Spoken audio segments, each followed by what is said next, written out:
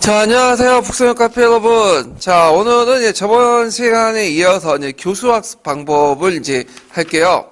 그, 교재 몇 페이지 펴 보시냐면요. 1088페이지 펴 보세요. 자, 교수학습 방법은 이 기출문제 분석표가 있는데요. 이 교수학습 방법은 그 앞에 이제 교수 이론 부분이 있죠.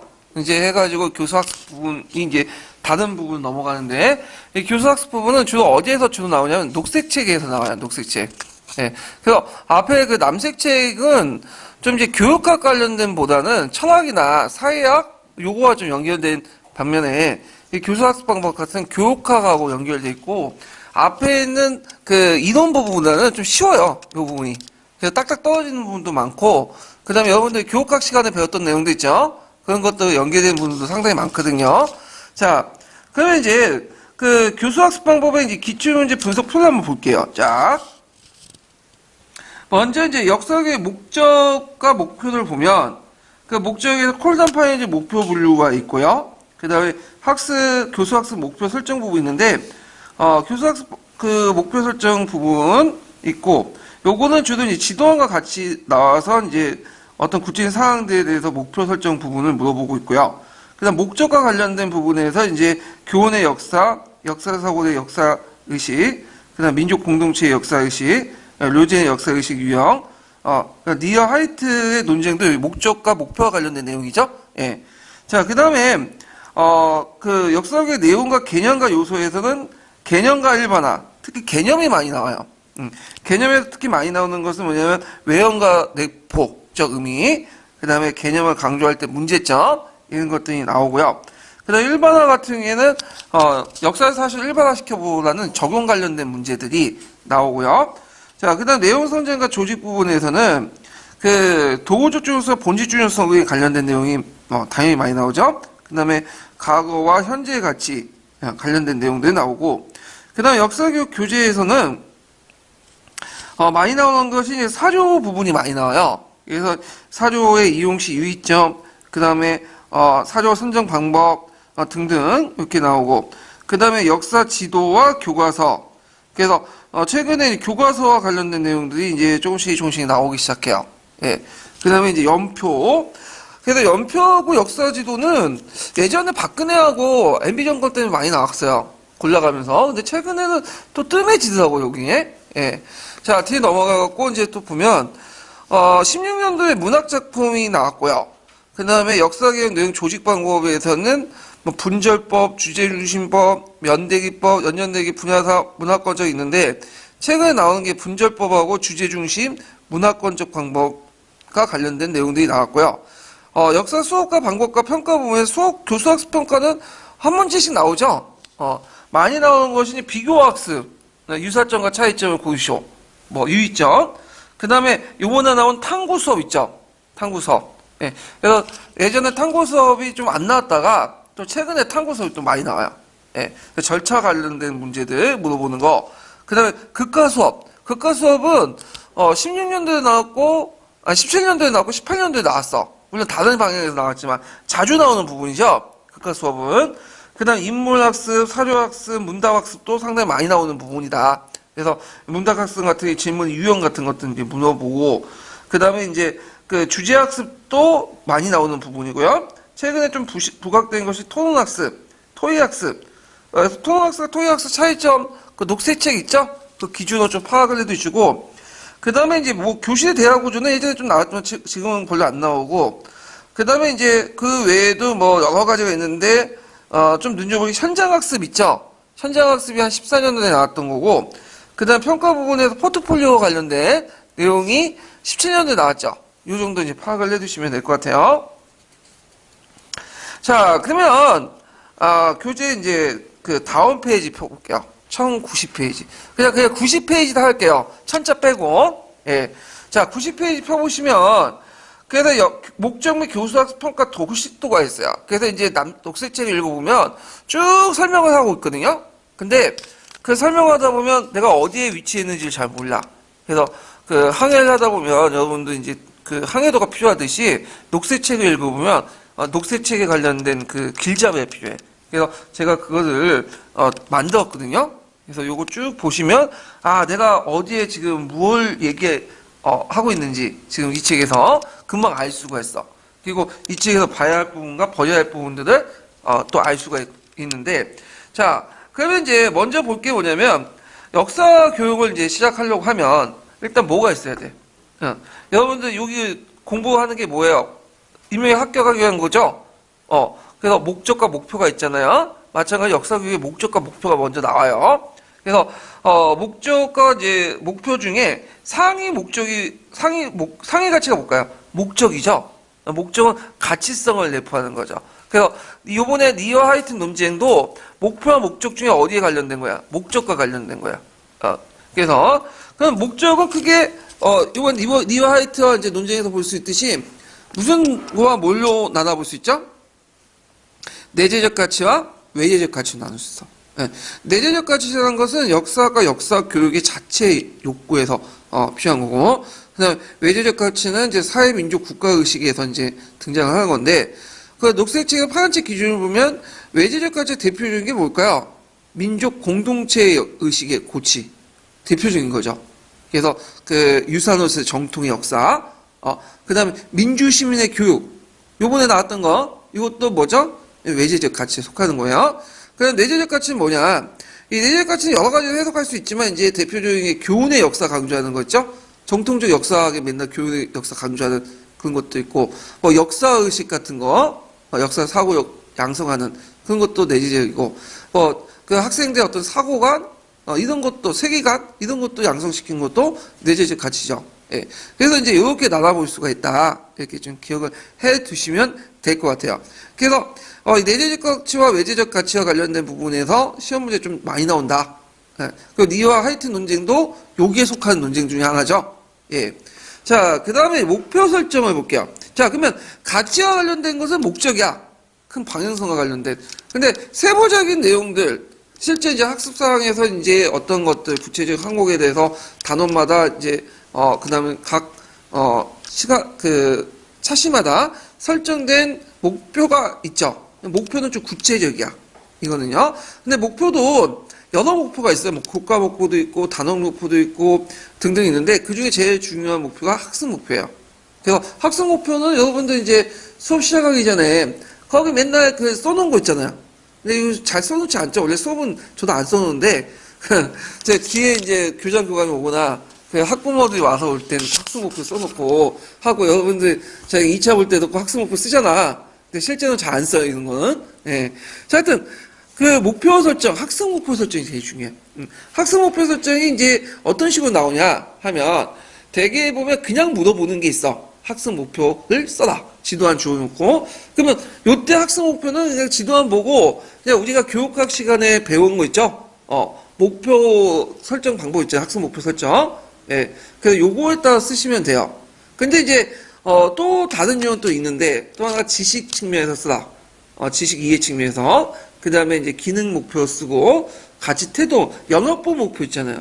예. 이런 것들은 약간 상황이 좀 복잡해요. 이 부분은 나중에 좀 얘기를 할게요. 하여튼, 이 목표 설정 관련된 내용 나오면 항상 지도안 나오고, 그와 관련된 목표 설정해라.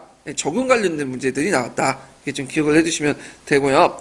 그 다음에 내용 성적 들어가기 전에, 그러면 우리가 이제 목표를 설정했으면 이제 역사교육의 레시피가 필요하죠. 레시피가 뭐야? 음식을 만들 때 우리가 음식 재료가 필요하잖아. 마찬가지로 역사교육을 할 때도 역사교육의 레시피가 필요해. 그래서 레시피에 따라서 이제 이걸 바탕으로 내용을 이제 선정하고 조직한 건 다 요리를 만드는 거야. 예. 자, 그러면, 역사교육의 레시피가 뭐냐? 구성은 이제 관련된 내용인데, 자, 녹색책에 보면 역사교육의 구성 요소가 세 가지로 크게 분류가 되어 있어요. 카테고리상. 역사 지식, 역사 사고, 역사 태도. 예.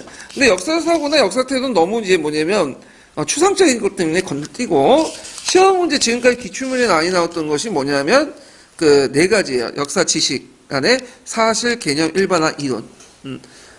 그래서 사실은 거의 안 나왔어요. 뭐가 나와요? 개념과 일반화가 나와. 그래서 여러분들 공부하실 때 개념과 일반화 열심히 외우시면 돼요. 이론 부분은 지금 한 문제도 안 나왔고, 그 다음에 이제 그 역사교육 내용 체제에는 뭐 그냥 건너뛰고, 이거는. 그러면, 자, 레시피가 있으면 이제 요리를 해야 되겠죠? 요리의 첫 단계는 뭘까요? 내용 성정이야. 그래서 여러분들 이제 역사를 가르치려고 할 때, 애들한테 역사를 가르치거나 교과서를, 편찬할 때, 모든 역사적 사실을 담으면 좋겠죠. 근데, 이거는 이제 뭐냐면, 시간 대비 성능이 떨어져. 시성비야. 왜냐면 얘들이 역사만 공부해요? 그게 아니죠. 그리고 그 수많은 역사를 다 알 필요도 없고, 다 담아낼 수도 없어. 그럼 뭐가 필요해? 내용 성정을 해야지. 그래서 여러분들 이제 공부할 때도 내용 성정이 상당히 중요하죠. 초점에 따라 달라지잖아, 점수가. 예. 그래서 모든 걸 다 알면 좋겠지. 국편이도 알고, 뿌셈도 알고, 서양사 강의도 알고, 강자도 알고, 다 알면 좋겠죠, 여러분들. 근데 그거는 의지만 있어, 의지뿐이지. 막상 이제 공부하려면 그거 어떻게 해. 그건, 의지가 있을 때나, 말로나 떠들 수 있는 얘기고, 실질적으로는 그렇게 안 되잖아요. 그쵸? 왜냐? 그러면 여러분들이 어느 것이 중요하고, 어느 것이 중요하지를 버져야 될 거 아니야. 그쵸? 그때 그 내용 선정을 하잖아요. 그 중요한 기준이 뭐예요? 기출과 연관된 건 꼭 해야겠다는 거 나오죠? 근데 여기도 마찬가지로 내용 선정이 중요해. 그래서 내용 선정은 무슨 내용을 가르칠 것인가요? 애들한테. 그러면, 무슨 내용을 가르친가가 이제 중요성의 원리인데, 학문적 측면석, 학습자 측면석, 사회적 측면석, 세 가지 중요성이 있어요. 측면에서. 자, 그럼 학문적 중요성이 상당히 중요하죠? 이게. 학문적 중요성은 어떤 측면이냐? 이것도 네 가지도 있죠. 도구적 중요성, 본질적 중요성, 현재의 가치, 과거의 가치. 있잖아요? 그 중에 시험 문제 많이 나오는 것이 뭐냐면, 도구적 중요성과 본질적 중요성이야. 네. 이것이 꼭 기억을 해두시면 되고, 자, 학습자 측면에서는 또 두 가지가 있어. 학습자의 인지 발달 관련된 내용이 있고, 그 다음에 학습자의 흥미 동기 측면에 또 두 가지 있죠. 그 다음에 사회적 측면에서는 이제 사회 국가적 요구, 이렇게 있는데, 사회 국가적 요구를 너무 강조해서는 안 되죠. 근데 또 받아들이기는 안 받아들여서는 또 그렇게 게 그냥 사회 국가적 요구를 안 받아들이면 역사 과목이 존재할 필요 없겠죠. 여러분들 뭐 열심히 공부할 필요도 없는 거고, 왜? TO가 없잖아. 국가에서 안 뽑아주잖아. 그러면 어떻게 해서? 내재적 가치를 손상하지 않는 범위에서 그걸 구현할 필요가 있는 거죠. 이렇게 이제 판화책이 있는데, 그래서 시험 문제 나오는 것은 이제 도구적 중요성과 본질적 중요성, 학문적 중요성 중에 예전에 한번 2차 기출에서 좀 크게 나왔어요. 그래서 학문적, 학습적, 사회적 이렇게 해서 크게 한번 문제가 나왔다. 기억을 해두시면 되고, 자, 하여튼 학문적, 학습적, 사회적 중요성을 바탕으로 해서 역사 교육의 선정 기준을 뽑아요. 그래갖고 이제 이게 6가지가 있거든요. 중요성, 타당성, 지속성, 적용성, 적적성, 적절성, 균형성. 예. 그리고 이걸 바탕으로 이제 우리가 말하는 6차, 7차 교육과정이 만들어지죠. 예. 그래서 이제 6차 교육과정과 7차 교육과정에서 이제 목표 달성, 주요 학습 요소, 문제 해결을 하면, 발달 단계 등등이 다 포함되어 있다. 이렇게 보시면 돼요. 자, 그러면 내용 성정을 했어. 일단, 요지를 만들기 위해서 이제 1단계 거치고, 2단계는 뭘까요, 그러면? 내용을 어떻게 조직할 것인가? 교과 내용을. 이것이 뭐냐면, 내용 조직 원칙과 유형이에요. 예. 그래서 거기 이제 보시면 되겠지만, 이것도 이제 3단계가 있어요. 기본적인 뼈대는 뭐에 의해서 만들어지죠? 모든 교육과정이나 교과서는 교육과정 내용 조직에서 만들어지죠? 그러니까 교육과정 내용 조직은 되게 우리가 7차 교육과정 개정 있죠? 큰 틀에서 만들어진 거고, 이거는, 필수로 따라야 돼. 그러니까 교사든, 그 다음에 교과서 편찬자들은, 그래서 이게, 교육과정 내용 조직은 누가 하는 거죠? 국가기관이 하는 거죠? 교육부. 그걸 가지고 이제 교과서를 만들죠. 재조직을 해서. 그래서 이게 두 번째 단계가 교과서 집필자가 만든 교과서 내용 조직이고요. 그 다음에 이제, 수업 내용 조직 같은 경우에는 이 교육과정이나 교과서 내용 조직을 다시 재조직해서 누가 하는 거야? 누가 주체야? 교사가 하는 거죠. 그래서 실제 이제 수업에서 어떻게 할 것인가 내용 조직을 하게 되는 거고, 이게 이제 그 뒤에 수업 설계하고 또 연결돼요. 예. 그래서 세 부분에서 크게 한다. 그럼 먼저 살펴볼 것이 뭐냐면, 교육과정 내용 조직이야. 이거 국가가 한다고 했죠? 그래서 이건 기본이고 준수를 해야 돼요. 그래서 내용 조직 원칙이 이제 3가지가 있는데, 이때 계속성, 계열성, 통합성이 있어요. 되게 중요하죠. 계열성 한번 예전에 시험 문제 나왔고, 그다음 통합성도 나왔고, 계속성은 똑같은 내용들 계속 반복하는 거야. 그 다음에 계열성은 이것이 똑같은 것을 그대로 반복하는 게 아니라 이제 심화 발달되는 거죠. 그래서 처음에 쉬었다가 점점 어려워지는 이런 것들이 계속 계열성이고, 통합성은 앞에 이제 계속성과 계열성이 종적인 조직인데, 그 통합성은 옆에 행적인 조직이야. 그래서 예전에 한번 시험 문제 나올 때 이제 역사를 가르칠 때 뭐 일사나 지리와 연관시켜서 가르친 건 뭐와 관련된 거죠? 통합성이죠. 예, 세 가지 기본적인 원칙이 있다.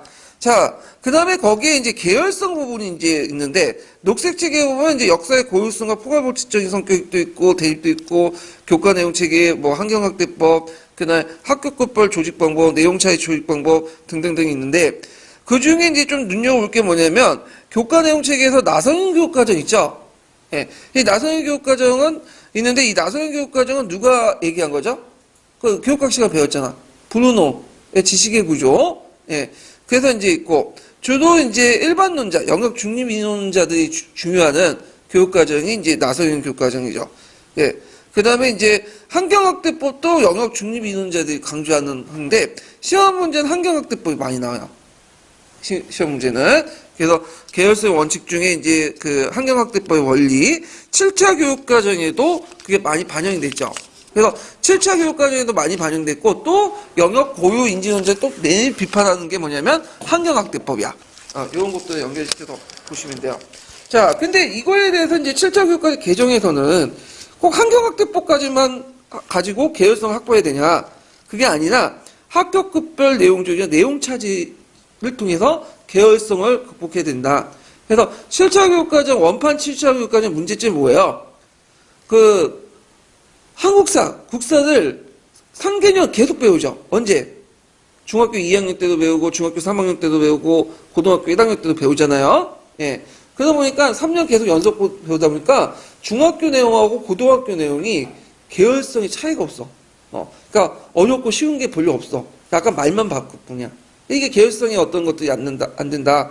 그럼 두 가지 방법이 있죠. 학교급별 조직 방법과 내용 차이 조직 방법을 이제 통해서 하는데, 예를 들어서 이제 중학교는 역사라고 하고, 그 다음에 그 고등학교 뭐라고 하죠? 한국사라고 하죠. 그래서 예전에 이제 그 한국사는 중학교 역사는 주로 정근대사 다 배웠지만, 그 고등학교 한국사는 물론 정근대사도 배우지만 근현대사 중심으로 배우죠.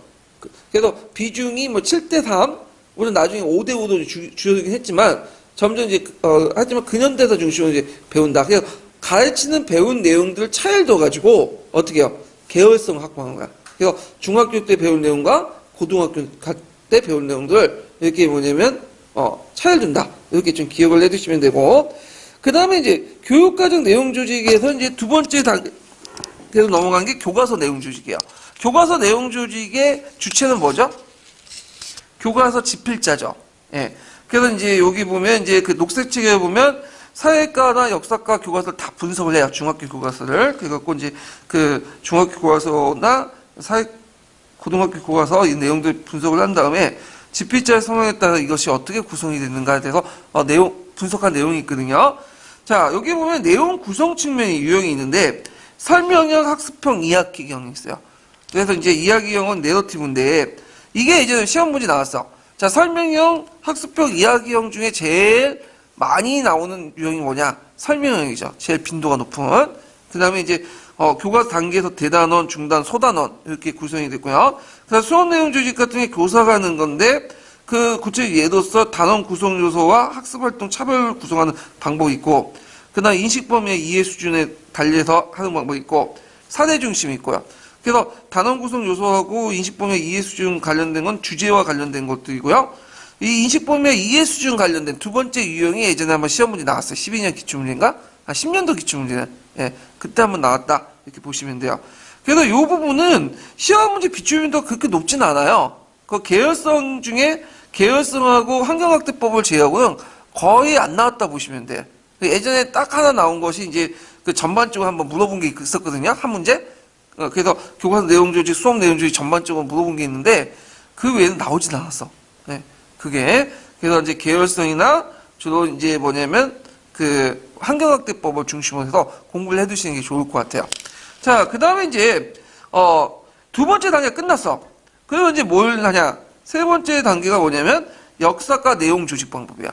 역사과 내용 조직 방법이 뭐냐. 자, 무엇을 어떤 순서로 가르칠 것인가. 이거야. 그러니까 무엇을 어떤 순서로 가르칠 것인가에 대해서는 연연대기 방법, 그 다음에 연대기 방법, 그 다음에 주제 중심 방법, 분절법, 여러 가지 있죠.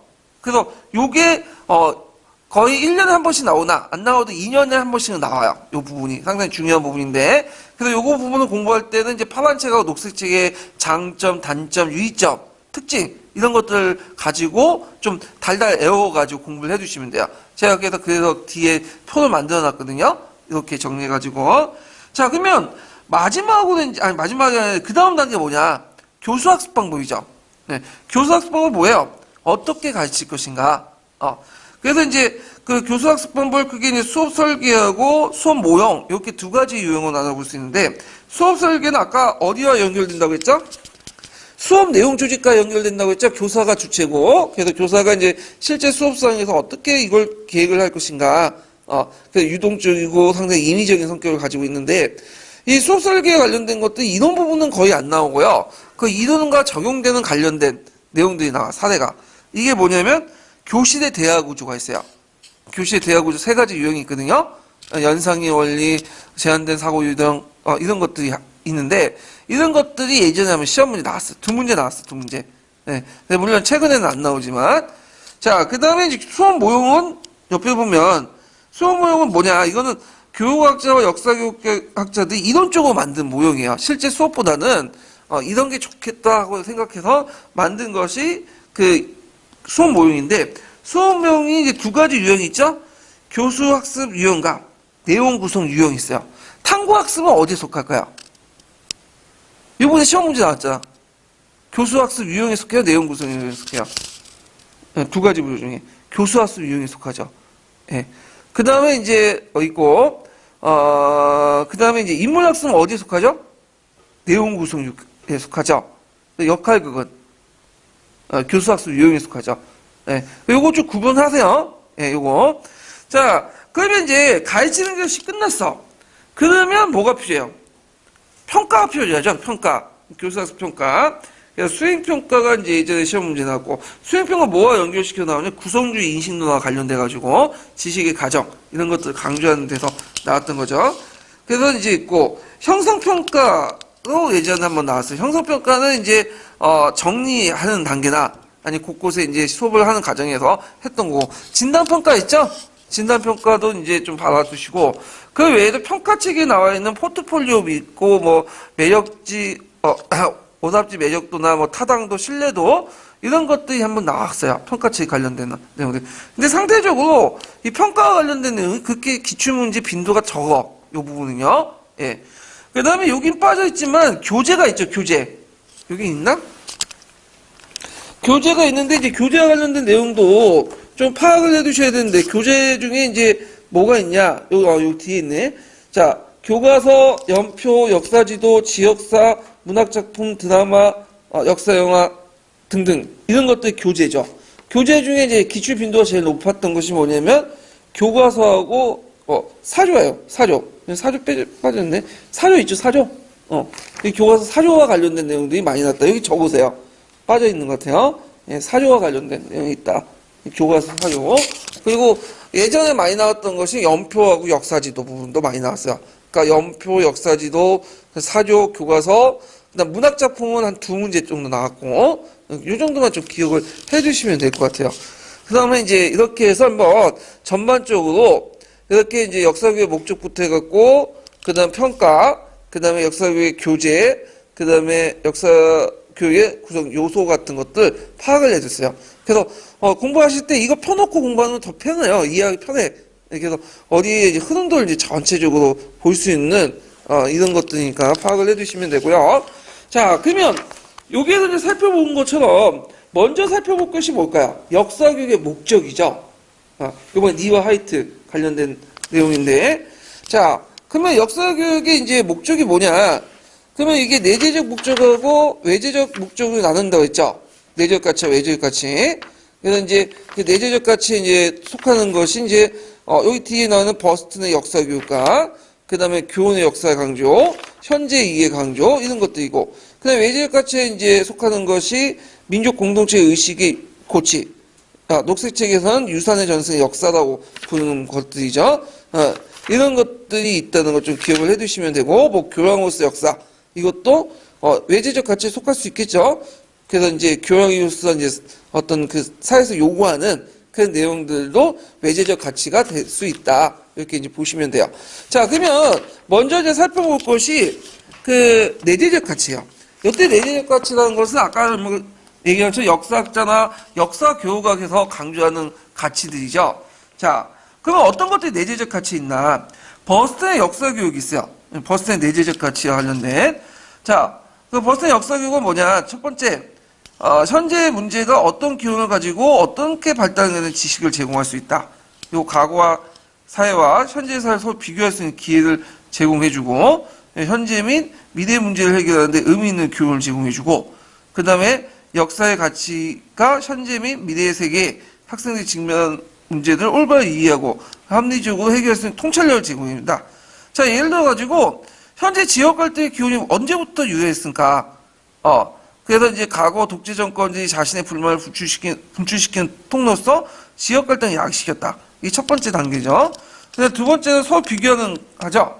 그래서 과거의 지역 갈등 사례를 조사해서 혼효십주의 어떤 지역 차별 사례와 고려시대, 조선시대의 어떤 간서인들의 차별, 한경도나 그 다음에 이제 그 평양도 차별 사례들 이제 조사해서 비교해보죠.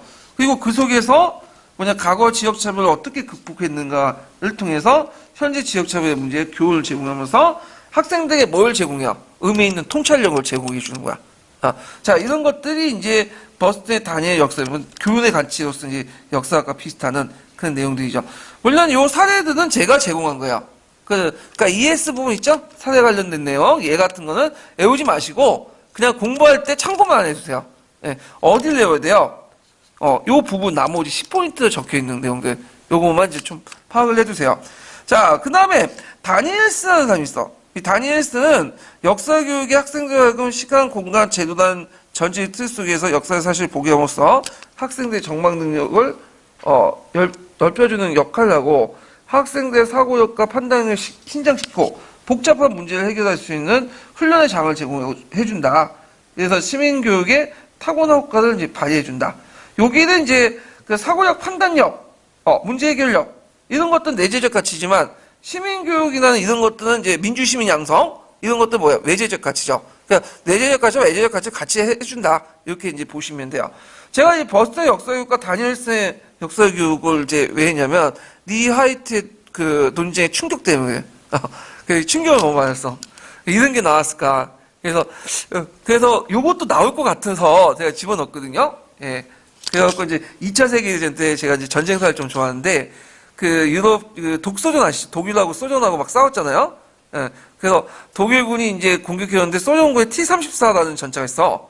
근데 이 T-34는 경사 장갑이기 때문에 독일군이 이제, 대포를 쏘면, 전차포를 쏘면 튕겨나가거든요?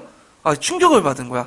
그래서 이제 독일이 이제 안 되겠다 해서 탱크를 개량을 했잖아요? 5호 전차인 판터 전차가 딱 나왔잖아. 그 다음에 6호 전차인 티거가 나왔는데, 그래서 이때 이제 T-34에 이제 충격을 받아서 이제 독일군도 경사 장갑을 해갖고 이게 비슷하게 장갑을 앞면 깔고, 탱크를 만드는데, 저도 이 T-34의 충격처럼, 그때 리하이트 충격을 너무 많이 받아서 여기를 좀 많이 이제 외국의 유명한 사람들, 역사학자들 얘기를 좀 많이 집어넣었어요. 그래서 암기해 두면 그렇게 나쁠 것 같진 않아. 제 생각에는. 예. 자, 하여튼, 있고. 그러면 이제 여기에서 강조한 내재적 가치 중에 제일 중요한 게 뭐냐. 교훈 역사죠. 이게 예전에 한번 시험 문제 나왔던 거 2번이 나왔네. 예. 그래서 이 교훈의 역사는 진짜 자주 나와요. 이건 역교론 외에도 서양의 역사학은 다 뭐야? 동양의 역사학은 교훈의 역사학 보시면 돼요. 정근대 역사는. 그래서 이제 서양이나 동양의 정근대 시대의 역사학의 전반적인 특징이죠. 그래서 인간의 어떤 보편적인 정서, 심리를 바탕으로 해서 이걸 좀 그 속에서 이제 교훈적 역사를 찾으려고 하고, 인간이라는 사람은 이제 인간은 다 뭐냐면 보편적인 어떤 심리를 가지고 있죠, 정서들. 그래서 과거나 현재나 미래나 다 똑같잖아요. 그러다 보니까 과거의 사건을 통해서 현재에 필요 있는 의미를 찾아낼 수 있어. 그리고 이 교회의 역사 특징은 또 순환적 성격이 있어. 역사는 반복된다. 이런 특징이 있는데, 그러면 장점을 이제 볼게요. 장점. 자, 역사를 배워서 인류의 집단적 경험을 활용함으로써 현재를 반성하고 현재와 미래의 활동과 생활에 도움을 줄 수 있다. 그래서 선악이나 진의의 판단 기준이나 도덕적 유용성도 또 지니고 있다. 그죠? 그래서 이제 항상 말하는 역사가 판단할 것이다. 이런 식의 얘기가 있죠. 예. 그래서 동양에서 역사가 중도를 지켜야 한다고 생각하고 그다음에 이런 것도 있고 그래서 이 교훈적 역사는 또 도덕적 교훈과 연결돼요. 예, 도덕적 교훈과. 예. 그리고 이제 중국에서는 이런 것들 상당히 강조해. 서양에도 강조하지만 도덕적 교훈의 역사. 그래서 중국에서는 최종적인 심판이 뭐예요? 서양에서는 천국과 지옥이라는 개념 있죠. 천국과 지옥, 극락과 뭐 청당 이런 개념들은 다 인도나 중국에 서양에서 들어온 거야. 원래 없었던 개념이에요. 그래서 서양에서는 중국에 뭐가 있냐? 역사가 최종적인 판단이야. 그래가지고 그 유명한 말이 있죠. 호랑이는 죽어서 뭘 남겨요? 가죽을 남기죠. 근데 사람은 죽어서 뭘 남기죠? 이름을 남기죠. 이름은 어디에 남길까요? 역사에 남는 거야. 그러니까 항상 역사적 판단을 최종적 근거상. 그래서 항상 보면 왕조국가에서 이제 보면 그 옆에 사관 끼고 이제 하잖아요. 왜냐하면 왕이라도 황제라도 뭐예요? 역사에 책임을 지라는 거야. 그래서 왕권과 황제권을 뭐죠? 견제시키는 의미가 있어요. 그래서 막 실록도 만드는 것도 다 이 전제 국가를 견제하는 의미가 있거든요. 하여튼 이런 이제 그 교훈성을 상당히 강조한다. 그래서 이제 그 중국이나 우리나라에서는 이제 이런 교훈적인 어떤 역사학이 만드는데 되게 뭐가 많이 붙냐면 감자가 붙어. 감. 요때 감이라는 건 뭐죠? 감이라는 건 겨울이죠. 역사를 거울로 삼아서 자기를 반성해라. 그때 반성의 주체가 누구예요? 피지배층이 아니라 정치가 황제들이죠. 그러다 보니까 이런 역사는 뭐냐면 지배층의 역사야. 그러니까 대표적인 게 서거정의 동국통감이나 자치통감, 그 다음에 주위의 통감강모, 그 많죠. 원주의 통각기사본만. 이 원주의 통각기사본은 예전에 시험문에 나왔던 거고, 그 다음에 우리나라 김부식의 삼국사기, 헤로도토스의 페르시아 전쟁사, 이런 것도 있고, 그 다음에 이제 투키디데스의 펠로폰네스 전쟁사도 여기 포함되죠. 예전에 시험 문제 나온 것처럼. 참고로 통자 많이 들어갔죠. 보통 통. 그래서 통은 뭐냐면 이거는 이제 중국에서는 시간과 관련된 거야. 종적인 변화를 통이라고 해, 얘네들. 해는 뭘까요? 반대로 해요라는 말 있죠. 해록이란 말. 이건 뭐냐면 행적인 연대감, 통합성을 의미해요. 같은 공시대. 그래서 역사책에도 보면 이제 통감자가 있는 거는 뭐냐면 통사라는 의미예요. 전반적인 것들을 다뤄봤다. 해자가 들어가는 게 있죠. 해자는 뭐냐면 약간 단대사, 그 시대만 다루는 거야. 자, 하여튼 이런 것들 이제 있고요. 자, 그럼 문제점이 뭐냐? 장점보다는 문제점이 많아. 이거 외워두세요. 예, 문제점이 뭐냐? 이건 이제 역사적 사건의 특징은 개별적으로 고유성이 있기 때문에 비슷한 유형의 사건이 있지만 똑같은 사건이 되풀이지 않는다는 거죠. 비슷비슷하지만 똑같은 사건이 되풀이지 않는다. 자, 그거에 대해서 또 반론이 있어. 그래서 이제 하사표 이렇게 양 끝으로 해서 당기는 건 반론인데, 유사성이 많고 똑같이 반복되지 않더라도 비슷한 상황의 특성이 나타날 수 있다. 물론 동일한 사건이 딱 일어나진 않죠. 그래서 그런 유형들이 계속 일어날 수 있다. 예를 들어갖고 중국에서는 우리나라도 그렇지만 왕조국가에서는 항상 이제 천하가 통일하고 나서 국가가 통일하고 나서는 항상 뭘 해요? 앞에 있었던 자기를 도와줬던 그 건국공신들 다 수청해 나가잖아. 왜 그럴까요? 역사를 보니까 이 건국공신 살려놨더니 어떻게 된 거야? 국내 자기가 죽고 나선 후대에 큰 악영향을 미친다. 그러니까 사전에 왕권을 제거해야 된다. 이런 식으로 또 이제 뭐냐면 역사에서 배우는 거죠. 유사성에 입각해서. 예. 자, 그다음 두 번째로는 이제 뭐냐면 교훈 역사는 아까 윤리학과 관련됐다고 했죠. 그래서 이제 과거 인간의 행위는 단순히 선악의 논리를 판단하기 쉽다. 그렇기 때문에 윤리학과 구분이 안 된다. 예, 두 번째 논리고. 그 다음에, 역사를 이제 통감류에는 되게 누구가 보는 거예요? 정치가들, 황제가 보는 거죠? 그래서 시자학문 여기는 경향이 있고, 역사교육의 내용은 거의 역사 지배층 행위에 중점을 두고 있다. 지금도 그렇지 거의 대부분 역사하면 맨날 무슨 왕이 뭐 했다, 무슨 왕이 어떤 여자를 사랑했다, 그런 얘기를 하잖아요. 예. 그래서 시자의 위치, 그러니까 지배층의 어떤 중심으로 역사가 서술될 수밖에 없다는 거죠. 그 다음에 역사교육은 다수의 사회 구성의 말과 행동을 소홀히 다루기 싫으며 역사 대중화에 역행된다. 요때 대중화라는 것은 어떤 의미냐면 그 역사의 대중화가 우리가 대중화하면 뭐예요? 역사를 좀 쉽게 접근하는 게 대중화라고 하잖아요. 설민설처럼. 그 얘기 아니에요, 여기서는. 이렇게 대중화는 연구 대상을 대중을 제외시킨다는 거예요. 맥락이. 예. 그래서 이제 최근에 녹색책에 이거에 대한 반론이 있죠. 최근에는 역사를 치자학문이나 견해에서 벗어나 소외됐던 사람들 중심 역사가 많이 서술돼 있다. 그래서 꼭 치자의 역사학이 아니다. 이렇게 이제 주장을 하죠. 자, 그래서 이제 있고, 그 다음에 이제, 마지막으로 보면, 그 과거 사건의 관점의 평가는 보는 사람이 다양하게 생각한다. 그래서 우리가 이제 그 어떤 사람들 교훈을 주는 것도 어떤 사람은 교훈을 주지 않을 수가 있어. 그러니까 이제 TV에 자주 보는 게 있는데, TV 맨날 뉴스 보면 막 강도 사건 많이 나오잖아요? 네. 그러면 대부분 그걸 보면 사람들 어떤 생각이 들어요? 아, 이런 것들은 잘못된 거 하지 말아야겠다. 그런 게 이제 상식적인 생각인데, 근데 또 다른 사람들은 이걸 보면 뭐야? 아, 저렇게 하면 나도 한번 삶을 죽일 수 있구나. 나도 손을 쉽게 벌 수 있구나. 그런 생각을 한단 말이야. 그러니까 원래 말하는 하자의 의도와 다르게 또 생각할 수 있어. 예. 그래서 이렇게 이제 뭐냐면 교훈이라는 것도 사람에 따라 다른 교훈을 줄 수 있다는 거죠. 예, 통제할 수 없는 거예요. 이런 것들이. 자, 그래서 이제 이런 것들이 문제점 외워두세요. 예. 자, 그 다음에 현재 이해 관련된 내용일게요. 자, 현재 이해와 관련된 것들은 이제 그 앞에 이제 교훈 역사와 관련된 것들 연결되어 있는데 현재 이해를 강조하는 그 역사가들 예전에 얘기했죠. 누구죠? 주 간념론자들. 코어체나 콜링우드나 딜테이나 그런 사람들 이제 늘 현재 이해를 되게 강조한다. 이렇게 기억을 해두시고. 자, 목적은 뭐냐? 현재 이해를 강조하면서 이 녹색책에 있는 내용인데 역사적 사실을 습득하면서 현재를 이해하는 도구로 사용하죠. 그래서 현재에는 과거의 역사성이 내포되어 있다. 그러니까 이제 과거에부터 쭉 내려오고 있는 현재의 문제를 이제 현재에 다 과거의 문제가 다 내포되어 있고 그 기원과 관련된 내용을 다룰 때 하는 거죠. 그래서 기원을 다루면서 현재의 문제를 해결하기 위해서 그렇다. 그래서 여러분들 이제 뭐 이게 임용시험 공부하는 것도 다 과거부터 내온 정통 때문에 공부해요. 임용시험 왜 과거부터 정통이냐? 예전에 뭐가 있었어요? 과거제도가 있었죠.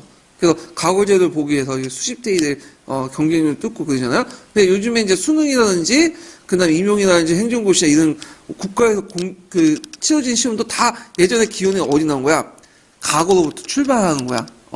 그것도 있는데 왜 이런 과거나 예전에 과거나 지금의 뭐 행정고시나 공무원 시험이나 임용시험이 왜 부각이 되냐? 우리 사회가 너무 뭐냐면 불신에 차이는 사회라는 거지. 예. 너무 이제 주관적인 어떤 판단에 들어가면 우리는 안 믿어. 그렇잖아요? 면접? 좋죠. 많이는 좋지. 근데 면접 많이 하면 어떻게 돼? 이게 다 돈이 있고 왔다 갔다 하고 지연이 팔을 치고 인연이 팔을 치고 뭐 와가지고 뭐 서로 연결돼 있고 하면서 서로 아는 하잖아요. 그러니까 우리는 국가가 주도하는 어떤 객관적인 공정한 시험을 원한단 말이야. 그렇게 선발해야지만 실력이 있다고 생각하잖아요. 이것이 이런 인식 자체가 지금 현대 사회에서는 맞지 않은 것 같긴 하는데 우리나라 사회 구조는 어쩔 수 없어. 그러니까 이제 이런 것들 믿는 거잖아. 그 기원을 찾는 것을 어디에 찾냐? 현재에서 찾는 게 아니라 뭐죠? 과거부터 쭉 찾아는 거야. 계통적으로. 이게 이제 현재와 관련된 거다. 자, 그럼 유형적인 문제점이 뭐냐? 유형환자는 역사적 사실을 많이 알수록 사건 전체의 윤곽이 파악이 되죠. 그래서 다른 사건의 사실을 전체 속에서 파악을 할 수 있는 증거들을 마련할 수 있다. 그래서 이제 이걸 바탕으로 현재에서는 어떤 정확한 미래나 이런 것들 예측을 하죠. 요게 예측이라는 것은 예언하고 달라요. 예언은 뭐죠? 직관적으로 얘기하는 거, 아무 근거 없이. 근데 예측은 뭐죠? 데이터를 가지고 얘기하는 거야. 예. 그래서 이제 이 중고틀 형성하면서 그 당시 이제 그 현재 경험을 올바르게 이해할 수 있는 일종의 유용한 가정을 바탕으로 해서 그런 것들을 이제 뭐냐면 그 현재 일어나는 사건이나 형사의 원인이 역사의 의미를 올바르게 파악할 수 있다. 이렇게 이제 기억을 해두시면 되고요. 그 다음에 역사는 또 다른 학문의 기초적 배경이 되죠. 그래갖고 뭐냐면 이제 예를 들어 정치학, 경제학 같은 걸 연구할 때요. 어떤 정치 정상이 있고 경제 문제나 이런 것도 있잖아.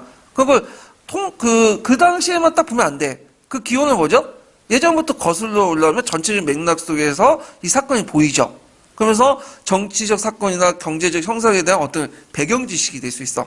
네, 이런 것들을 이제 같이 기억을 해두시면 되고, 그리고 이걸 알면 현재나 미래를 볼 수 있는 어떤 능력이 양성할 수 있다. 그럼 문제점이 뭐냐? 자, 현재 특정 문제가 과거에 어떤 역사 사실과 관련이 있는지 분명히 되게 어렵고 막연성이 있다는 거죠. 왜냐하면 사료가 부족하기 때문이야. 그래서 아까 얘기했지만 제가 인고하고 과거심을 연결했는데 이건 하나의 가설이고 많은 것을 공감할 수 있지만 증명하려면 또 증명도 못해. 왜? 증거가 없거든. 예, 그냥 가설이죠. 그래서 증거의 부족 때문에 이렇게 있다. 그렇지만 또 이에 대한 반론이 있어. 역사적 경험을 통해서 여러 가지 가능성 가능해 볼 수 있지 않냐. 꼭 우리가 생각하는 법률적인 증거만 깍깍 해가지고 되는 게 아니라 우리가 증거가 없어도 우리가 살다 보면 다 알게 되는 것 같은 세상의 이치가 있잖아. 근데 그 이치라는 것을 꼭 증거를 통해서 입증할 수 있어요? 없죠? 그렇지만 우리가 다 아는 거야. 그건 역사도 마찬가지야. 역사적 사료가 부족해도 뭐냐면 대충 역사를 보면 그 흐름도 알고 뭐냐면 대충 그게 비슷하게 유사하게 떨어지는 것도 있잖아. 이런 것들을 이제 얘기를 하는 거고. 자, 현재와 과거의 문제점을 다루고 대처하는 방식이 다른데 오히려 역사 지식보다는 지금 필요한 사회과학적 지식, 경제학이나 이런 정치학이 더 필요하지 않느냐. 자, 근데 이에 대해서 이제 또 반론이 있어요. 문제의 원인을 다양한 각도에서 인식하고 비판적으로 검토하는 데는 사회과학보다 역사학이 유용하다. 왜냐? 사회과학은 저번에 얘기한 것처럼 한 면만 다르거든. 경제는 경제만 다르, 사회는 사회만 다르, 정치는 정치만 다르죠. 근데 정치, 경제, 사회가 이렇게 분리될 수 있어요, 없어요? 없죠? 다 연결돼 있죠? 그러니까 누가 집권하냐에 따라서 경제 정책도 달라지고 사회 형태도 달라지는 거 아니야? 예. 그렇기 때문에 정치, 경제, 사회를 유기적으로 통합하려면 뭐가 필요하냐? 역사가 필요하다. 여러분들 역사 보시면 알겠지만 정치학이나 경제학처럼 사회학처럼 그게 아니라 그 한 책 안에 뭐가 다 정치, 경제, 사회, 문화를 통시대로 다 다루고 있잖아. 되게 종합적인 학문이에요. 그래서 역사를 공부하려면 단순히 그 암기만 잘하면 안 돼. 뭐 암기 과목이라고 해서 맨날 욕하고 있는데 그건 시험 과목이 그래서 그런 거지. 역사를 제대로 공부하려면 뭐도 알아야 돼. 정치학도 알아야 되죠. 경제학도 알아야 되죠. 사회학도 알아야 되고 심지어 군사 지식도 좀 알아야 돼. 그래서 이제 그걸 알아야지만 역사를 제대로 설명할 수가 있어. 이거 이렇고 근데 그렇지 모르면 그냥 시험 문제에 나온 키워드만 얘기하는 거야. 그냥 키워드만 나열하고 그 키워드에 따라 문제만 찍어주는 거죠. 그냥 진정한 역사학이 아니라는 거죠. 우리가 근데 그것이 역사라고 생각하는 것은 뭐 때문에 그러죠?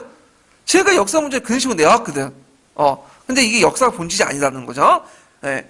자, 뭐 하여튼 그런 것들은 이제 같이 이제 이해해 주시면 된다. 이거는 어디 나오냐면 녹색책에 나와 있는 내용이에요. 예.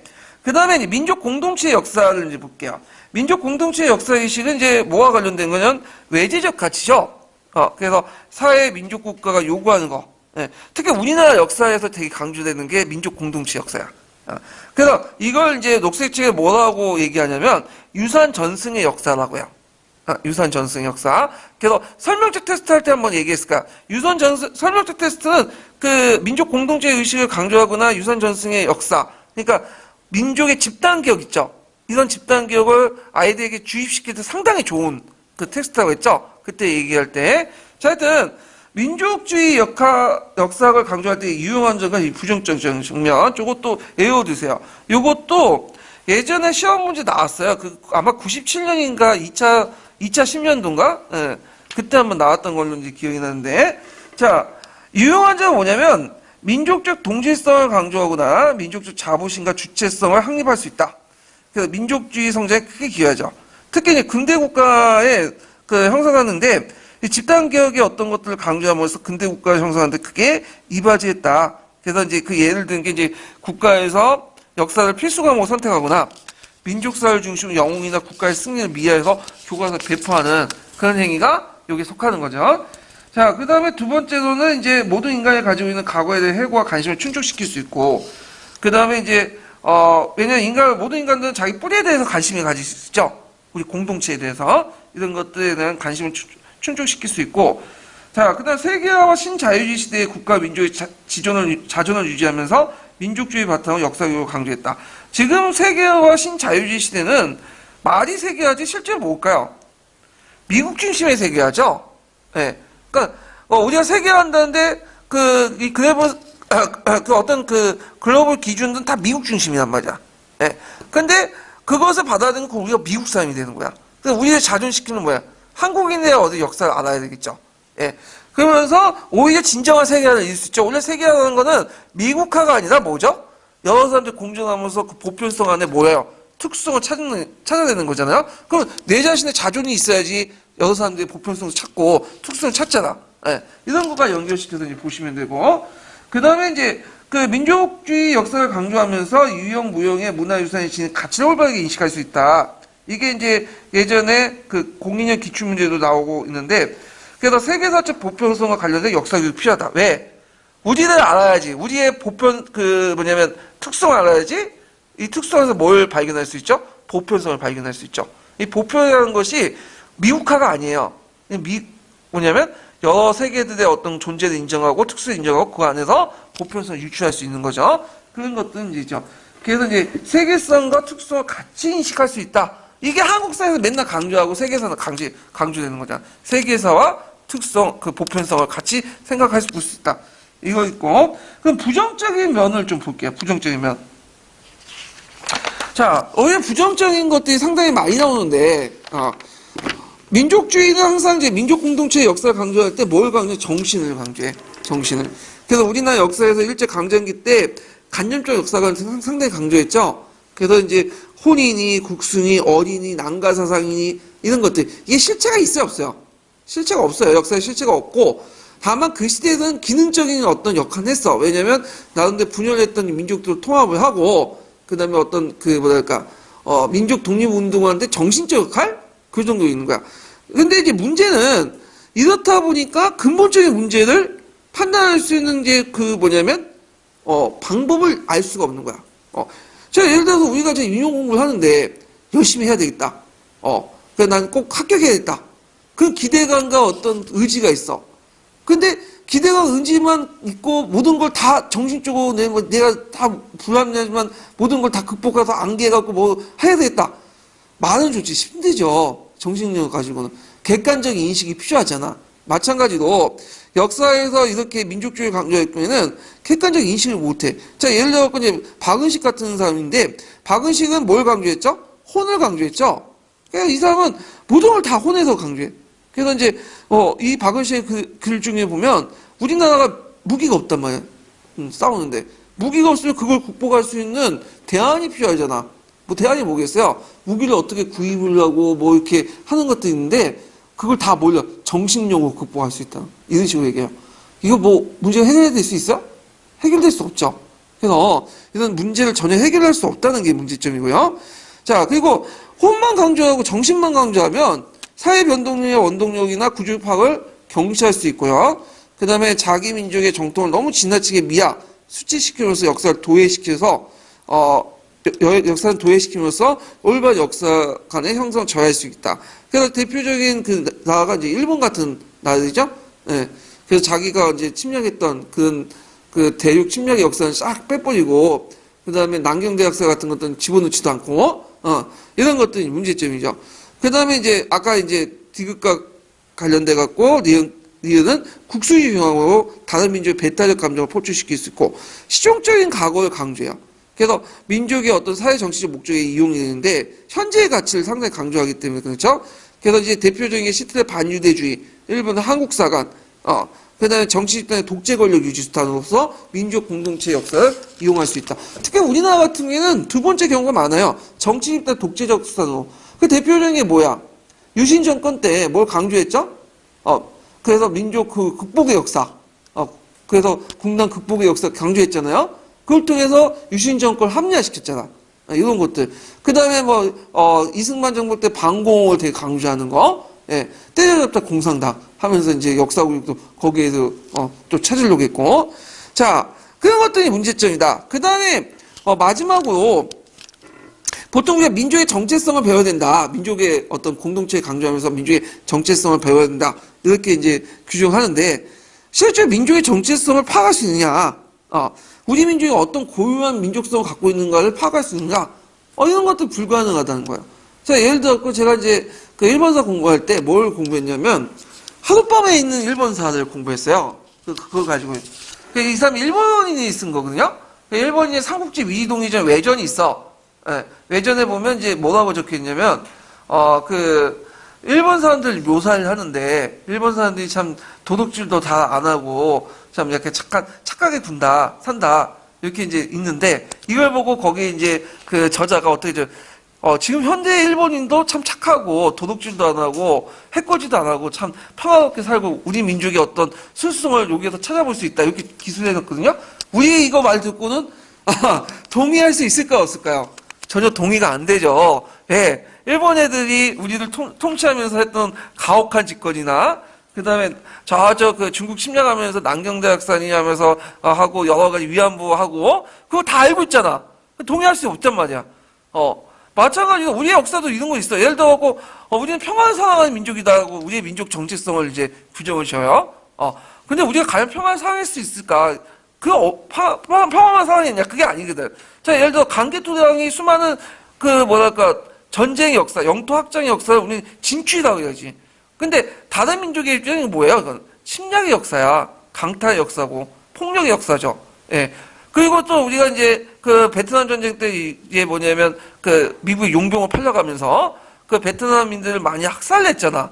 그럼 기록을 전혀 안 하지. 그래서 우리 민족은 평화를 사랑하는 민족이다? 영 아니란 말이야. 자, 그래서 이게 상당히 주관적이고 상당히 정치 이용해 먹을 수 있고 이데올로기 성격이 강하다는 거죠. 예. 그렇지만 이거에 대한 또 반론이 있어. 반론이. 그래갖고 연구를 통해 확인할 수 있으며 잠재적 하기가 형성이 가능하다. 우리는 그래도 물론 예외적이지만 나는 연구하니까 평화를 사랑하는 민족이다. 할 수 있다. 이렇게 이제 주장을 하는 거죠. 주장인 거지. 예. 자, 이런 부정적인 면을 주로 이제 강조하는 것들은 주로 어디냐. 되게 이제 포스트 모더니즘 있죠. 포스트 모더니즘에서 이런 비판들이 많이 나가요. 그래서 그 뒤에 이제 포스트 모더니즘 입장에서 이제 민족주의를 비판하는 내용들이 있거든요. 요거 꼭 기억을 해두세요. 예전에 한번 기출문제 나왔던 거야. 네, 2차 기출문제도. 자, 포스트 모더니즘에서는 일단 기본적으로 민족이라는 개념은 인정할까 안 할까요? 실제로 해요 안 해요? 실제 인정 안 해. 민족은 역사적으로 이제 만들어진 개념이야. 원래 실체가 없는데 언어를 통해서 만들어진. 언제? 19세기 때 민족 국가들이 만들어지면서 원래 실체가 없던 것들 뭐냐면 민족 국가가 만들어지면 민족의 실체를 이제 언어를 통해 구성했다는 거예요. 얘네들은. 그래서 원래 존재하기 때문에 언어가 나온 게 아니라 언어로 구성됐기 때문에 이제 민족이라는 것이 조직화됐다. 이런 식으로 이제 얘기를 하죠, 얘네들이. 그러니까 하나의 담론이다. 그래서 이제 대표적인 그 사람이 누구냐면 앤더슨이라는 사람이 있어. 앤더슨. 그래서 앤더슨 상상적 공동체다. 민족 국가라는 거를. 그래서 이제 앤더슨이 보기에는 민족이라는 거 다 언어로 만든 허구고 국민 통합을 위해서 만들어진 근대 국가의 창안물에 불과하다. 그래서 이걸 뭐라고 하냐면 상상적 공동체 이렇게 얘기해요. 앤더슨은. 그 예를 든 게 뭐냐면 이탈리아를 들어요. 이탈리아는 오랫동안 분열돼 있었죠. 그리고 이탈리아란 말은 예전에 지금은 하나의 국가 민족의 의미지만 예전에는 그냥 이탈리아 반도에 있는 사람들 다 이탈리아라고 했어. 이탈리아인. 그때는 여러 다양한 정체성으로 구성돼 있고 이탈리아도 그 안에는 언어만 해도 거의 30여 개가 넘어. 언어가. 그 당시에는 이제 통일하기 전까지는 19세기 이전까지 자기가 어떤 이탈리아는 단일한 어떤 민족적 정체성도 없었어. 근데 통일하는 과정에서 이제 로마를 중심으로 이제 하게 포르투갈어가 성립되고 그 다음에 이탈리아어라는 뭐냐면 포르투갈어가 성립되고 그 민족주의자들이 이탈리아라는 민족을 만들어내면서 일종의 창안하면서 이탈리아인들이 생긴다는 거야. 민족이 생기고. 이것이 유럽 국가에서 이제 얘기를 하고 있거든요. 물론 우리나라는 좀 맞지가 않아요. 왜냐면 우리 같은 경우에는 나름대로 이제, 유럽 국가보다도 민족이라는 개념은 빨리 형성됐거든요. 그래서, 민족이라는 형성이 형성되면서 이제 민족이라는 것이 자연스럽게 역사 산물로 만들어진 건지, 구성된 건 아니에요. 근데 하여튼 유럽에서는 그런 식의 얘기를 해요. 예. 그래서 이제, 다시 돌아서, 그래서 이제, 포스트 모더니즘은 민족의 실체는 별로 인정하지 않는다. 만들어진 거, 언어에 구성된 걸로 이렇게 보고 있고요. 그래서 비판 내용을 이제 보면요. 민족과 계급은 객관적으로 선언적 존재가 아니야. 선언적이라는 것은 원래 주어진 존재가 아니에요. 네. 그래서 주어진 게 아니라 인간의 언어나 담론에 의해서 구성된 거야. 여기에서 포스트 모더니즘의 담론이라는 건 뭐라고 했죠? 언수를 뭘로 표현하는 행위인데 그 언어로 표현된 행위는 뭐가 개입됐어요? 이데올로기가 개입이 됐어. 그래서 이제 언어는 다 허구고 제대로 진리를 포상하지 않아요. 그래서 다만 어떤 이데올로기의 신념이 가입됐기 때문에 역사사실이 아니라고 주장하죠. 그래서 마찬가지로 민족과 계급은 객관적이고 그 다음에 원래 주어진 것이 아니라 언어와 담론을 통해서 구성된 상상의 공동체다. 이렇게 이제 얘기하죠. 인위적인 그 구성물이고, 그리고 민족이란 개념 아래 여러 가지 사회적 문제나 이런 것들을 어떻게 돼요? 연회시키죠. 그래서 민족을 강조하면서 이제 뭐 남녀 간의 어떤 불평등 문제나 그 다음에 사회적 차별, 계급 문제 이런 것들이 다 봉합이 돼버린 거야. 뭐 민족이란 이름 아래 이렇게 봉합이 되잖아. 이게 이제 최근에 이제 제가 느낀 게 뭐냐면 요번에 단일팀 구성한다고 그러냐? 그때 내걸었던 게 뭐야? 민족이죠. 민족. 근데 단일팀을 구성하는데 그 밑에 이제 단일팀을 구성하는 과정에서 그 여자 선수들의 억울한 점들은 전혀 뭐냐면 부각이 되지만 좀 뭐냐면 민족이나 이런 거 다 덮잖아. 그래서 얘네들이 열심히 일했는데 단일팀을 구성하면 어떻게 해요? 몇 명은 거기 포함되지 못하겠죠. 실력은 우위인데 북한 선수한테 그 자질을 내줘야 될 거 아니야. 자질은. 그럼 당연히 올림픽에 뛸 수 있는 기회도 어때? 박탈당하는 거냐. 개인의 어떤 그 노력도 무시당하고 이런 것들은 민족의 이름 아래 뭐야? 무마돼 버리는 거죠. 그 TV에서 나온 거는 이런 것들 이제 선수들이 나와서 우리 이제 같은 단일팀이 이러니까 참 기분이 좋고 민족 간의 어떤 유대감 생긴 것 같다. 이런 뻔한 얘기, 매뉴얼된 얘기만 얘기하잖아요. 예. 이런 것들은 이제 뭐냐면 민족이라는 이름 아래 다른 것들이 무산되는 것들. 물론 그렇다고 해서 제가 문재인 정권을 비판하고자 하는 건 아니에요. 그래서 이제 있고 저기 어떤 분은 또 일베다 또 비판할 수 있겠는데 그런 건 아니다라는 거죠. 자, 그 다음에 국가주의적 성격이 강화되죠. 민족을 강조하면서 독재 정권 유지 합리화시키고 저항 세우고 억압하는 이념적 스타일. 민족이라는 이름은 모든 걸 다 합리화시켜. 그 앞에 북한의 김정일, 김일성 정권을 놓고 우리나라도 그 민족이라는 이름 팔아가지고 사람 많았죠. 대표적인 사람이 누구예요?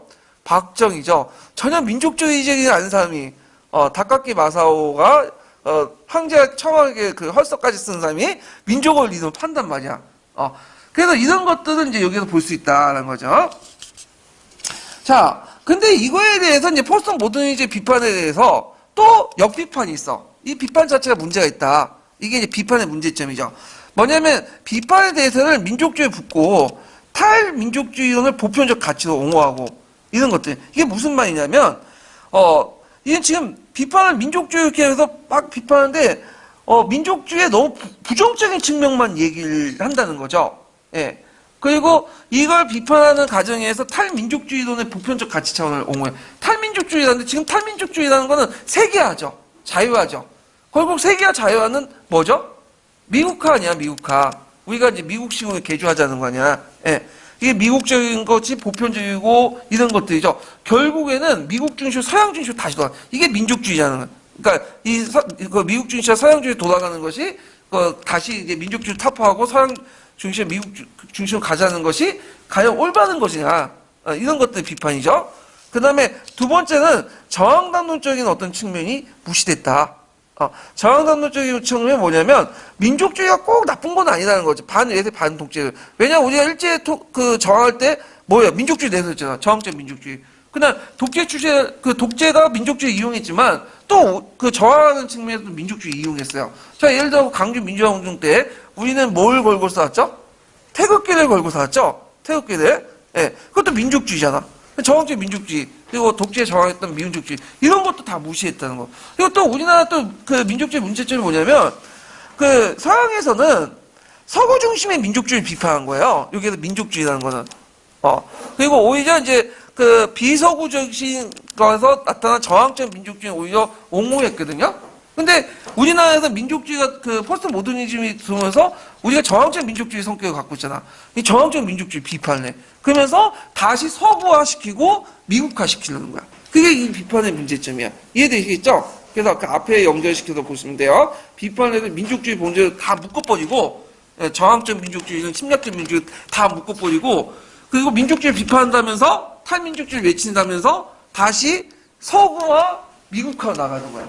오히려 포스트 모더니즘에 반대했던 것을 이상하게 이런 논리에 대해서 받아들이는 거죠. 신자유주의로 수용해가지고. 자, 그래서 이제 이런 내용들 좀 기억을 해두시면 돼요.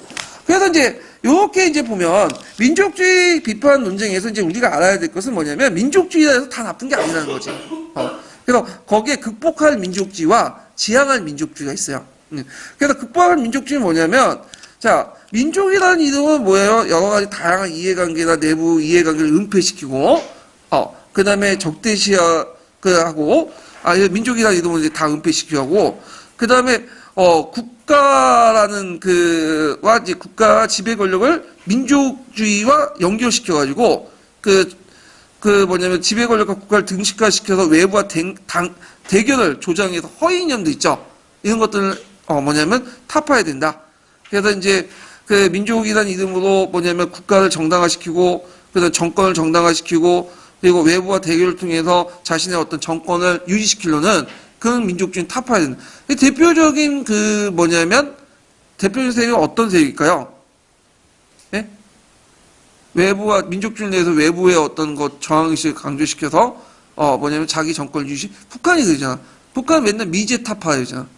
미제 타파를 내서 자기의 권력을 독재를 합리화시키고 그걸 통해서 체제의 긴장감을 높여갖고 자신의 권력을 유지하잖아. 근데 자기들은 막상 보면 미제 시험한다면서 이제 햄버거 먹고 맨날 미국 제품 쓰고 막 차 타고 다니고 미국 음악 듣고 그래서 미제 타파한다고 외친단 말이에요. 예.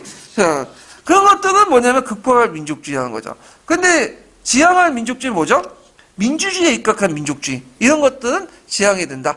저항적 민족주의라든지 그다음 우리가 이제 부흥적 민족주의 전에 부흥적 민족주의 같은 것들 이런 것들 있죠? 이런 것들은 지향해야 된다. 이렇게 보시면 돼요. 그래서 민족주의에서 다 나쁜 게 아니라 좋은 것도 있고 나쁜 것도 있다. 그래서 좋은 것은 지향하고 나쁜 것은 버려야 된다. 이런 것들을 이제 같이 기억을 해두시면 돼요. 그래서 예전에 포스트 모더니즘 역사 이론에서 이제 민족주의 비판 내용 시험 문제 나왔으니까 그 비판 내용들 좀 외워두시고요. 자, 그러면 이제 교황으로서 역사를 이제 볼게요.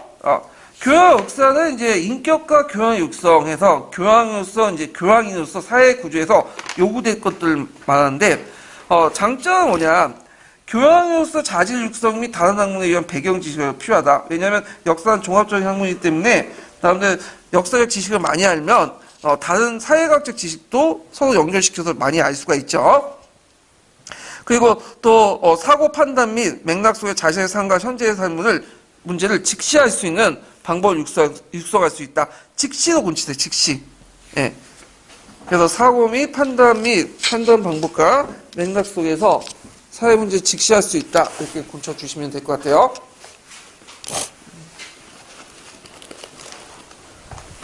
자, 사회 문제를 알 수 있는 어떤 직접 기반이 된다. 이렇게 보면 되고.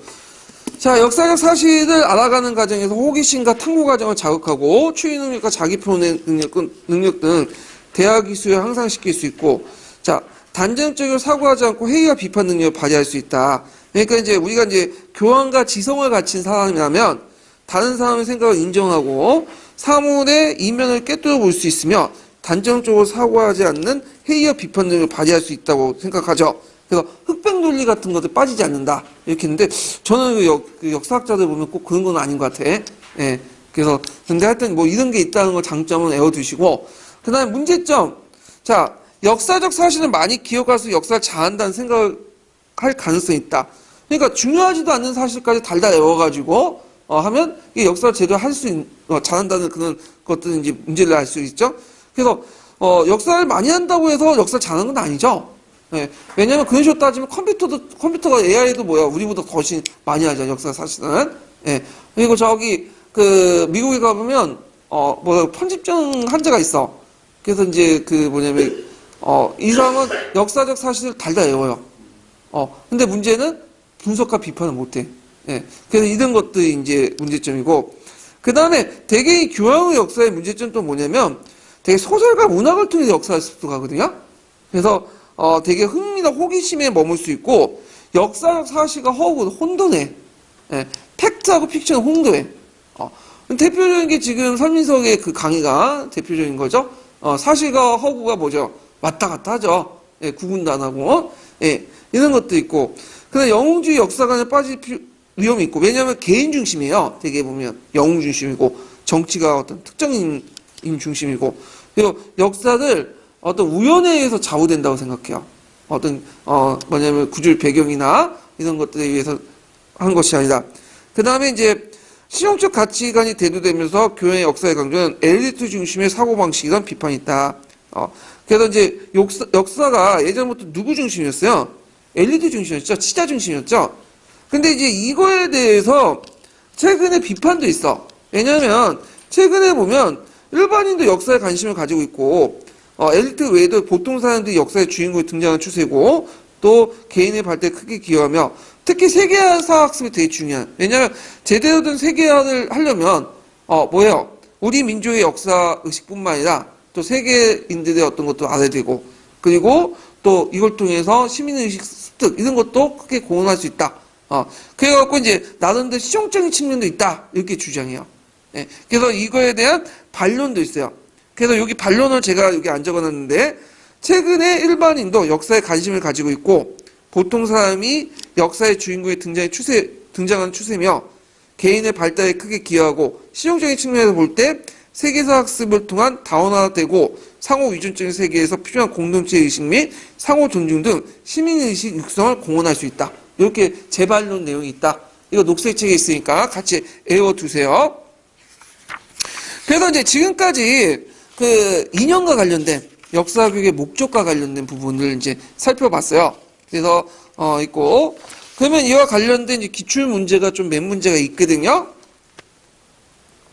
그래서 이제 요 부분은 요 풀고 좀 쉬죠. 네, 일단 풀면서 쉬면 되겠다. 몇 페이지 펴보시냐면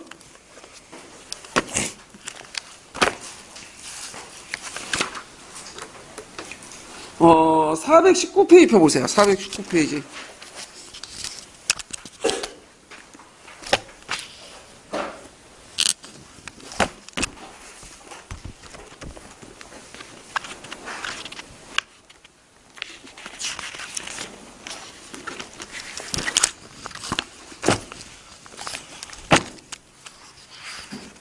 자, 419페이지 3번 문제 볼까요? 3번. 1번 문제 볼게요. 418페이지 1번 문제 보세요. 418페이지 1번.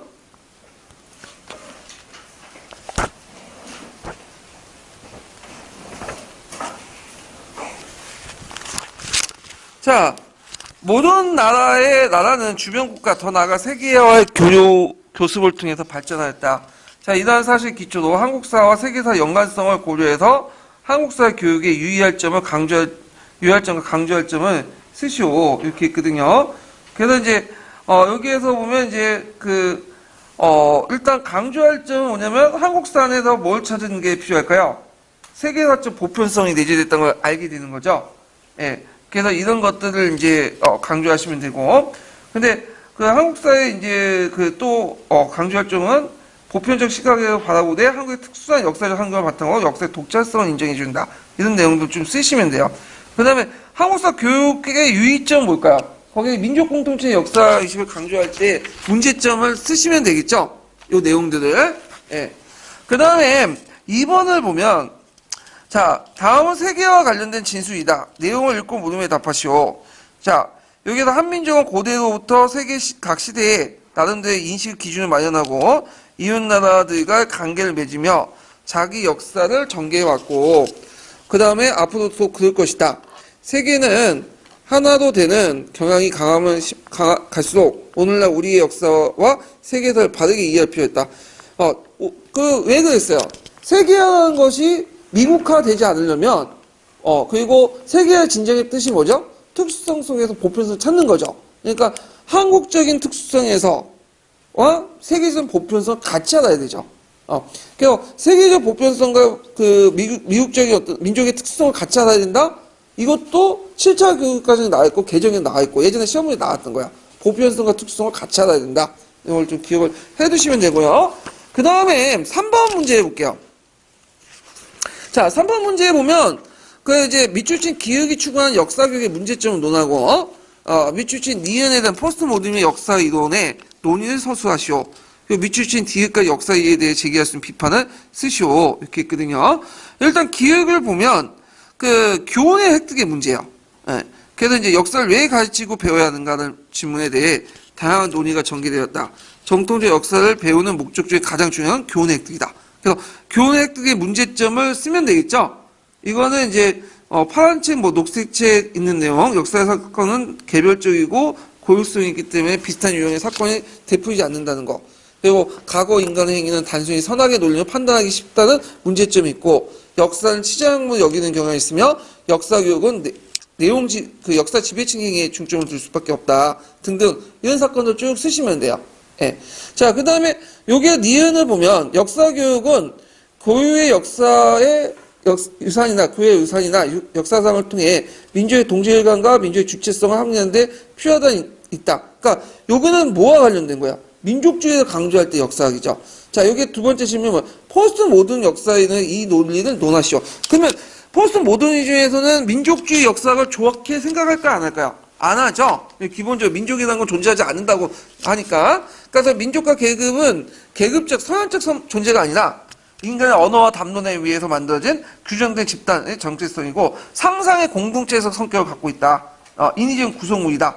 그리고 민족을 강조할 경우 약자, 소수자의 여러 가지 사회적 문제를 배제할 수 있고 국가주의 성격을 강화시킬 수 있고 독재 정권을 합리화시킬 수 있고 저항세에 억압한 이념적 수단이 될 수 있다. 이렇게 쓰시면 돼요. 비판적으로. 그러면 그거에 대한 재비판을 쓰려면 뭐예요? 민족주의를 뭐냐면 너무 부정할 경우에는 오히려 뭐죠? 탈민족주의를 강조하면서 서구와 미국화를 깨할 수 있고 그 다음에 또 뭐죠? 민족주의가 꼭 독재 수단이 아니라 저항적 민족주의도 있단 말이야. 네, 이런 것들 쓰시면 되겠죠. 자, 그 다음에 디귿은 예전에 한번 제가 언급을 했는데 자신의 과거 시대의 인물이 되었다고 가정하고 과거 시대의 상황을 돌아가 당시의 시대 모습을 이해한 것. 이거 뭐라고 해요? 감정이입이죠. 역사 이해에 관련된 문제. 거기에 문제점을 쓰시오. 이거는 어디에 있냐면 파란책, 남색책, 갈색책 다 있어.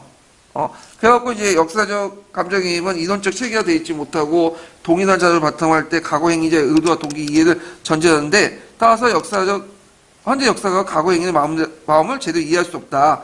포스트 모더니즘 관점도 있죠? 역사가 언어로 구성되기 때문에 감정을 제대로 할 수 없다. 등등등등. 한 4-5가지 있는데 외워서 쓰시면 돼요. 예전에 한번 2차 기출에 나왔던 거예요. 자, 그 뒤에 넘어가서 4번 문제 볼게요. 자, 도덕적 규범으로서의 역사교육을 갖는 문제점.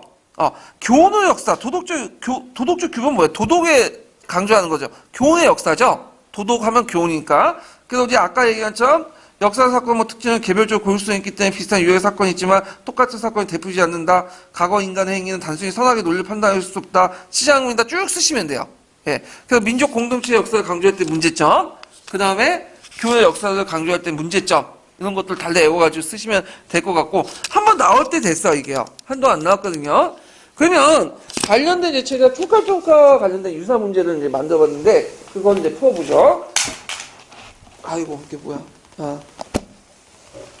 아이고. 자, 몇 번 펴시냐면 475페이지 펴보세요.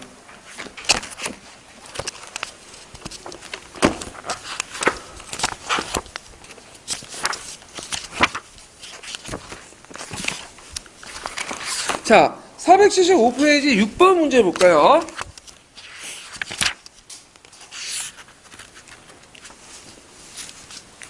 자, 다음은 체교사의 수행평가 과제에 대한 학생들이 제출한 거다. 체교사는 수행평가 과제물을 보고 아래와 같은 질문을 던졌다. 자, 이에 대해 영희, 철수, 지훈이가 할 수 있는 적절한 답변의 내용을 각각 서술해 보시오. 이렇게 했거든요. 자, 철이는 역사는 유용하기 때문에 배워야 된다. 역사가 유용하다고 생각 중에 먼저 지적할 것은 역사의 교훈을 얻을 수 있는 인식이다. 역사를 연구하면 과거의 많은 사례에서 교훈을 얻고 합리적인 의사결정하는 데 도움이 되기 때문이다. 자, 이건 철이가 이제 하는 건 교훈의 역사, 도덕 규범을 강조한 역사, 이거죠. 영수는 역사를 배우면서 한 사회나 공동의 유산이나 정통을 알 수 있기 때문에, 이건 교훈의 역사는 이제 유산 전승의 민족주의 관련된 역사고, 지훈은 역사를 사고하는 방법, 판단하는 방법, 맥락 속에 자신의 삶과 현재 문제를 직시하는 방법을 가르쳐주고, 역사학습을 통해 역사적 사실을 알아가는 과정과 호기심과 탐구심을 자극하여 추리 능력을 알 수 있다. 요거는 뭐와 관련된 거예요? 이거는 교황인을 기르는 역사, 인격과 교황의 육성의 역사, 이런 것들 이제 가치가 반영돼 있죠. 자, 그러면 이 수행평가 제출문을 본 최교사의 진문을 보면 철학의 진문을 던졌어. 자, 역사 사건은 이례적이기 때문에 반복적으로 일어나지 않는데 어떻게 역사의 교훈을 얻을 수 있는가? 그러면 요거에 대해서 자기 생각 그냥 쓰면 안 되죠? 지금 무슨 철이 생각을 얘기하는 게 아니에요, 지금. 우리가 이제 실제 답변한 건 뭘 써야겠어요? 녹색책에 있는 내용을 써야 돼. 철이 어떻게 하냐. 다양한 형태의 인간 활동의 유사성이 많이 있기 때문에 비록 한 사건이 똑같이 반복되지 않더라도 비슷한 사건의 특성이 다시 나타날 수 있다. 이게 재발론 내용이에요. 그러니까 비판한 것에 있어서 재발론 내용이 어디 있냐면 녹색책이 있어. 그건 이제 쓰시면 되고. 자, 그러면 교사가 또 영수에게 질문했어. 역사에서 민족주의가 너무 강조할 게 문제점 두 가지 정도 얘기해 주세요. 예, 이렇게 했는데, 자, 민족주의를 이제 강조할 때 문제점, 그러니까 유산 전승에 관련된 역사의 문제점을 쓰시면 되겠죠? 민족의 정체성을 구정하기 어렵고, 그걸 강조할 때 민족주의 가인은 역사 교육에 실패할 수 있다. 사회 정치적 실용적 목적의 각오를 이용할 수 있다. 간접적 역사가는 흐를 경우에 영웅 중심이고, 사회병의 원동력을 파악할 수 없다. 등등등등등 쓱 쓰시면 돼요. 예. 자, 그 다음에 지은에게 질문했어요. 교사가. 역사를 배우는 것은 에디트적이고 실용적이지 못하는 비판을 받는데 그에 대한 생각을 말해주세요. 그러면 요거를 지훈이 생각 쓰면 안 돼요. 자기 생각을. 어떻게 써야 돼? 녹색책에는 그 관련된 재발론을 쓰셔야 되겠죠. 예, 녹색책이 있는데. 자, 녹색책은 어떻게 돼 있냐. 자, 그 인격과 교양의 육성에 대한 그 비판에 대해서 녹색책에는 이렇게 반론을 또 제시하고 있죠. 과거에는 역사가 지배층의 전유물이지만 오늘날은 일반인의 관심사이고 보통 사람의 역사의 주인공으로 등장하는 추세이기 때문에 역사가 엘리트란 문항은 문제가 있다. 실용적인 측면이 없다고 하는데 실용적인 측면도 있다는 거죠. 역사를 통해 개인의 발달에 기여하고 가치 있는 삶을 이바지할 수 있고 역사가 어떤 학교에 비약하고 개인의 삶의 삶과 능력에 초라해질 수 있고 등등등등을 쓰시면 돼요. 네. 그리고 이제 역사를 제대로 알아야지만 뭐 세계사 교육에 세계의 어떤 세계화 시대에 발맞춰 살아갈 수 있다. 뭐 이거는 쭉 쓰시면 되겠죠. 그래서 이제 녹색책하고 그 다음에 파란책인 내용을 달달 외워가지고 쓰시면 될 것 같아요. 이 문제. 또 한 번 더 비슷한 유형의 문제를 한번 풀어볼게요. 515페이지 펴보세요.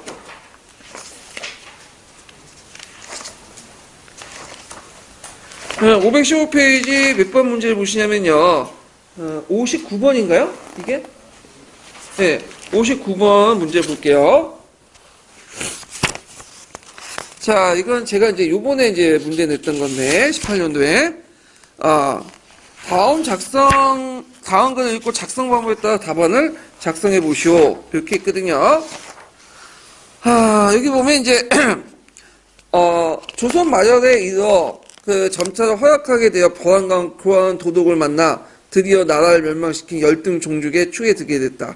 이는 우리 결의의 유사일에 아직까지 없었던 매우 부끄럽고 크게 욕된 일임을 차마 말할 수 있겠는가. 한민족이 우리 민족에 대해서 그것이 청박하고 방정맞는 급한 성질을 경멸하며 그들의 장래성이 없음을 가엾게 여긴다. 비록 지금 일본 민족의 압박을 받고 있지만 자신의 일본보다 우수한 걸 자신하는 것이다. 그래서 한민족이 일본 민족에 대해서 두려운 것은 오직 무기뿐이다. 뭐 이렇게 얘기하고 있는데 이것은 어떤 민족, 어떤 가치를 강조할까요? 역사에서. 민족 공동체 역사의식을 강조하죠. 뭐 정신을 극복할 수 있다. 뭐 이런 식으로 구체적인 어떤 근거도 제시도 않고. 자, 하여튼 있고. 나는 어릴 적에 저는 모든 역사책을 두루 통과했습니다. 하면서 쭉 있죠. 이게 예전에 한번 기출 예문에 나왔던 건데 뭐냐면 그 밑에 추천을 벌겠죠. 한국운동제열사는 신채식이 한다. 박은식이 쓴 거고. 이 자치통과는 뭐죠? 사마강이 쓴 거죠. 통자가 붙으면, 감자가 붙으면 뭐라고 했어요? 교훈적 역사가. 그래서 이건 자치통과 서문과 관련된 거야. 요거는 좀 기억을 해주세요. 왜 기억을 해주냐면, 예전에 한번 기초에 나왔던 예문이에요. 나는. 예. 자, 그러면, 가는 일단 민족 공동체의 역사를 강조하는 거, 유산의 역사를 강조하는 거고, 나는 뭘 강조하죠? 교훈의 역사를 강조하는 건지 알 수가 있겠죠? 예. 자, 그래서 이제 답안을 작성할 때 가와 나의 예문에 반영된 일반적 역사교의 목적에 따라서 작성할 건지 전제를 두고요. 자, 가의 역사교의 가치 문제점. 그럼 뭘 쓰셔야겠어요? 이거는 민족 공동체 의식의 고치를 할 경우에 문제점을 쓰시면 되겠죠? 예. 그 다음에, 나의 유용성은 아까 이제 교훈의 가치에 강조할 때 유용성. 이렇게 쓰시면 되고, 나의 문제점은 그것도 쓰시면, 그리고 나의 재발론. 이 내용도 같이 쓰시면 돼요. 예, 이것도 이제 녹색 책과 남색 책, 아니 파란 책에 있는 내용들 이제 섞어가지고 이제 문제를 한번 만들어 봤어요. 자, 그래서 이렇게 해서 이제 그 교육의 가치와 이제 민족 공동의 유산의 가치를 강조할 때 어떤 문제, 유용점과 문제점 등을 이제 같이 살펴봤고요. 자, 이제 목적이 끝났으면 그 다음에 이제 뭐가 나오죠? 목적 다음에 구체적인 목표가 나오죠. 예, 여러분들 목적과 목표는 다른 거 아시죠? 목적과 목표가 다른 거. 목적이 뭐고 목표가 뭘까요? 일단은 목적이 뭐야? 개념적인 거. 목적은 역사를 학습할 가치가 있다고 타당하게 받아들일 수 있도록 진술한 것을 이념적으로 되게 포괄적이야. 홍익인간이 이런 것들이죠. 지금 하는 것은 뭐냐면 그 목적이죠. 예를 들어서 홍익인간도 있고 또 뭐야? 맨날 그 교수 요목계에서 지금까지 강조한 민주시민의 양성 이것도 목적이죠. 일종의. 근데 목표는 뭐냐? 이제 지금 할 게 목표는 뭐냐면 목적보다 좀 한 단계야. 그러면서 좀 목적 달성을 위해서 필요한 구체적이고 명확한 대상을 말해요. 예, 그러니까 목적을 달성하기 위한 하위 요소를 목표라고 한다. 그래서 그 목표도 좀 내용이 되게 많아요. 그 위기화돼 있고. 예. 근데 이건 좀 쉬었다가 그 다음에 목표 나갈게요.